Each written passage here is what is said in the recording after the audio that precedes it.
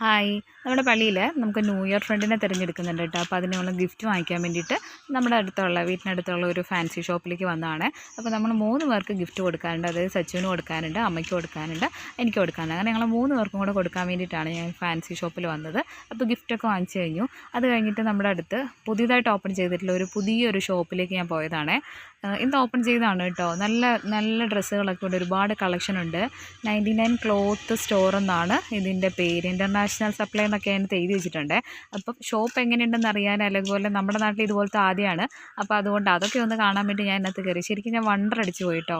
നല്ല വെറൈറ്റി ഇഷ്ടം പോലെ സൽവാസ് ഉണ്ട്, അതുപോലെ കുട്ടികളുടെ കുഞ്ഞു കുഞ്ഞു ഉടുപ്പുകളുണ്ട്. ഇത് വെറൈറ്റിയാണ് കേട്ടോ. പിന്നെ അതുപോലെ ക്രോപ്പ് ടോപ്സുകളുണ്ട്, അല്ലാത്ത ടോപ്പുകൾ, പിന്നെ അതുപോലെ ജാക്കറ്റ്, ഇഷ്ടം പോലെ വെറൈറ്റീസ് ഉണ്ട്.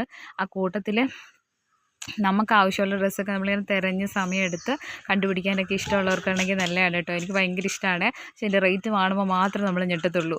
എല്ലാത്തിൻ്റെ റേറ്റ് ഭയങ്കര കോസ്റ്റ്ലിയാണ്.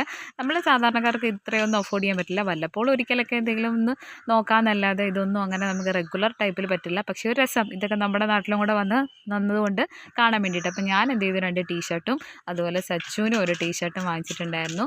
ചെറിയൊരു ഷോപ്പിംഗ് ഞാനും നടത്തിയിരുന്നു. ആദ്യമായിട്ട് നമ്മുടെ നാട്ടിൽ വന്ന കടയല്ലേ, അപ്പം നമ്മൾ വേണ്ടേ ഒന്ന് സപ്പോർട്ട് ചെയ്യാൻ. അപ്പോൾ അങ്ങനെ കയറിയതാണ് കേട്ടോ. എനിക്ക് ഇഷ്ടപ്പെട്ടു, നല്ലൊരു ഷോപ്പാണ്. ഞങ്ങളുടെ നാട്ടിൽ ഇത് ആദ്യമായിട്ടാണ് കേട്ടോ. നല്ല എക്സ്പീരിയൻസ് ആയിരുന്നു.